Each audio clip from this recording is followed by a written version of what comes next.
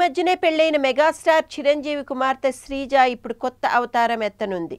ఇంతవరకు mega family నుంచి హీరోలు, ఈ మధ్యనే ఒక హీరోయిన్ తెలుగు ఫిల్మ్ ఇండస్ట్రీకి వచ్చారు. కానీ ఇప్పుడు టైం ఫర్ ఎ ప్రొడ్యూసర్.